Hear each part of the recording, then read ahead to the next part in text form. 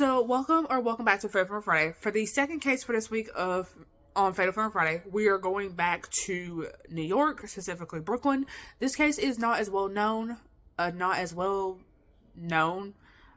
think I haven't seen any of the other YouTubers talk about it except one, and of course I did credit him down below because I got most of the information from him. So we have Justina Morales. She was born on February 19th, 1985 to her mother, Denise Solero. And so I don't have a date of birth on Denise. It is said that apparently she was raising Justina by herself for a little while, and she would never let Justina play out by herself or like with other kids. And so it is said that she had missed 51 days of kindergarten, 57 days of first grade, and 37 days of second grade. So she was missing a lot of school. So I just felt that should be noted. And so in August of 1966, Denise lets her boyfriend, Luis Santiago, move in. Don't have a date of birth on Luis, but he is important. I don't even think I have a picture on Luis, but if I do, I'll have to go look. So if you see one pop up, that's him. But if I don't. And so apparently, Luis, unfortunately, he was abusive to both of them. And then at one point, Denise apparently found Justina with scalding bruises on the back of her neck, presumably caused by Luis. Because, like, obviously I didn't do that, so who else but Luis would have done it?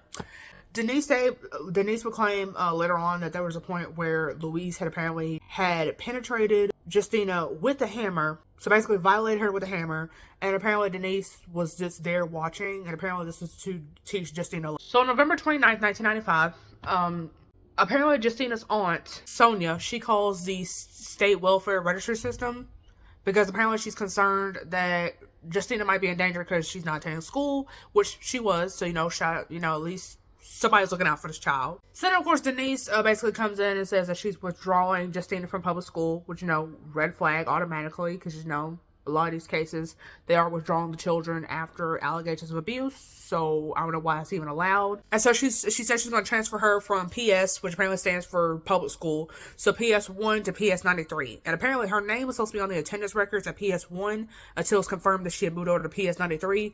And, of course, you can imagine, she never transferred her to PS93. And they took her name off the enrollment sheet, attendance sheet, whatever they call it, without ever confirming that she moved over to the new school. On November 30th, apparently Child Welfare Administration opened up a case for Justina. And then on December 5th, a caseworker went to the house. Denise would say that, Justina's at school, and this was never actually confirmed. But the caseworker never actually went to go confirm whether or not she was at school. So we're on December 30th, 1995.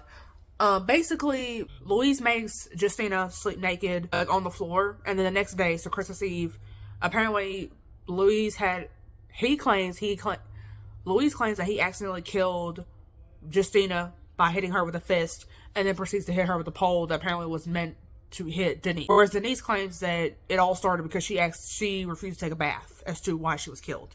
And it said that she was dragged to the bathroom, and then apparently there was like water in the bathtub, and they were trying to like pretty much drown her in the bathtub.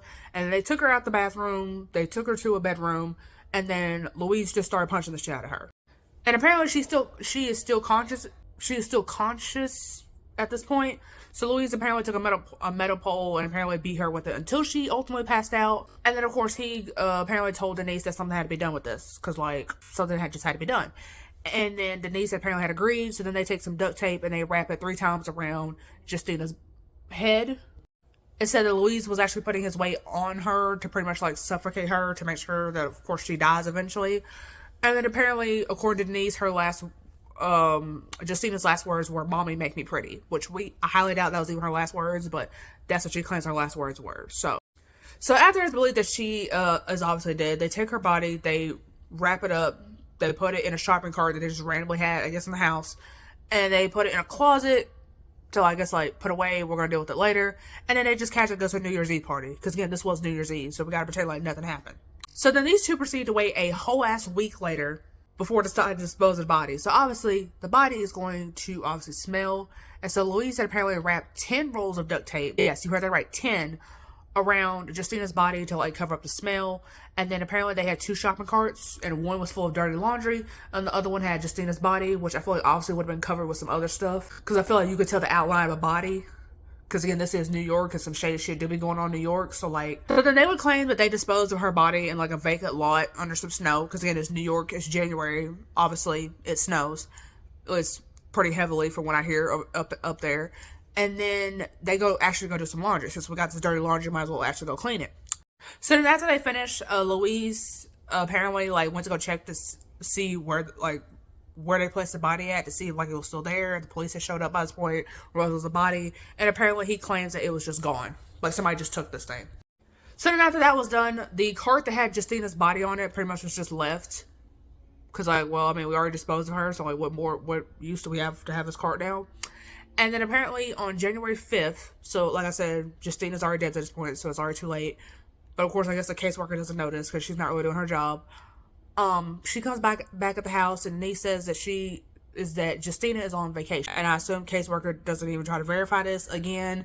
And then apparently she was trying to close the case by February 1st, so pretty much as soon as possible. So in February 1997, so a whole 2 years has passed technically since this murder.